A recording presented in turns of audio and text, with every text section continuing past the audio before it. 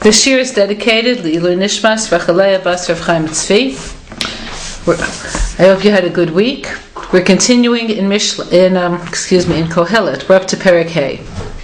Perek Hey begins with a totally different topic than what we were discussing previously. So let's go right to it. Al tevahel et picha v'libcha al yemaher. Don't let the words that come out of your mouth, and the reference here is when you're davening, don't let it be hurried. Don't let it be panicked. Al yemaher l'hotzi davar lefnei ha'elokim. Don't hurry to express what you're saying before Hashem. Ke'elokim b'shamayim va'atal ha'aretz, because Hashem is in the heavens and you're on the earth. Al ken yudvarecha me'atim, and therefore let your words be few. So we're going to approach this, and indeed most of the perek, on two different levels. So Sforno says as follows: most people have an enormous problem with being really focused in tefillah because of this, that our lives are such. We're living in the world, so everything in the world grabs our imagination. Okay, you're late for an appointment. What's going to be? What will they say? You're not late for an appointment. What will happen at the appointment? You got up. What are you going to have for breakfast?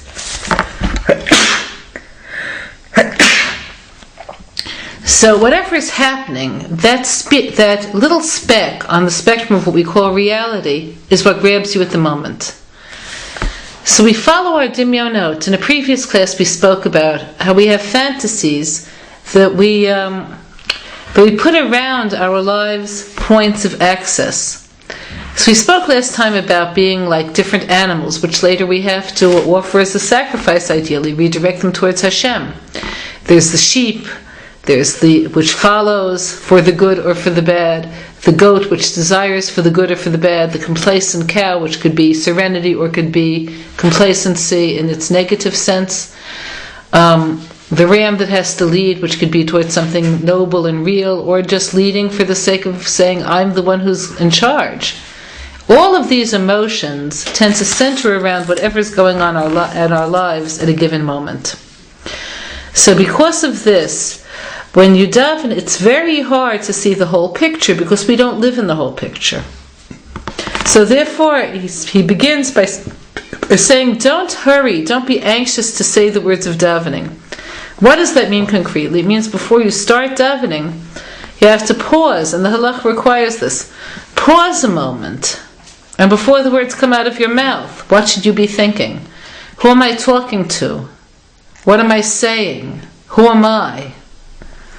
Those three questions should give you the bigger picture.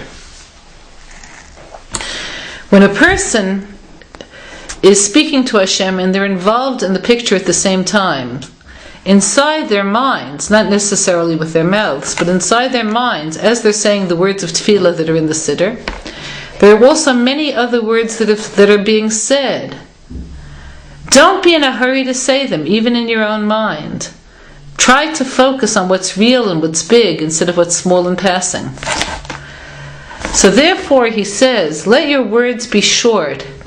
Let your yirat shamayim, your awe for Hashem, be big enough that there aren't that many words, that the words are short and real, as opposed to all over the place. Continuing on the same theme. Ki ba hachalom b'rov inyan. Dreams come because of many matters. V'kol ksil b'rov devarim. And the voice of the fool is expressed through many words. What is this talking about? So let's digress for a moment and talk about dreams. There are three different sorts of dreams. The first are dreams that have a physical cause. For instance, you go to sleep. After eating 3.5 pieces of pizza, you didn't intend to eat them, you were very nervous, whatever it was, they're gone. You had to close your eyes, fall asleep, and in your dream, you're in the Middle Ages, and King Arthur's troops are coming closer and closer, closer and closer and closer. In fact, they're choking you. Okay, this is 3 pieces of pizza. This is called indigestion. That's one kind of dream. So that sort of dream by its nature isn't going to repeat frequently.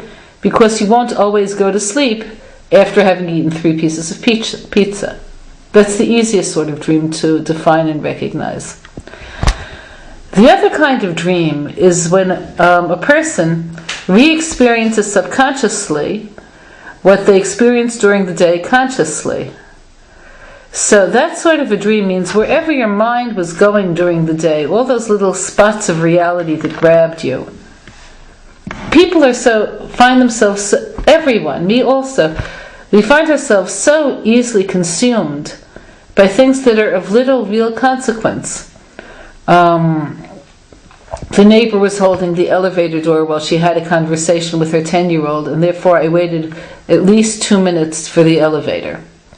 That thought could keep somebody going for a significant part of the morning.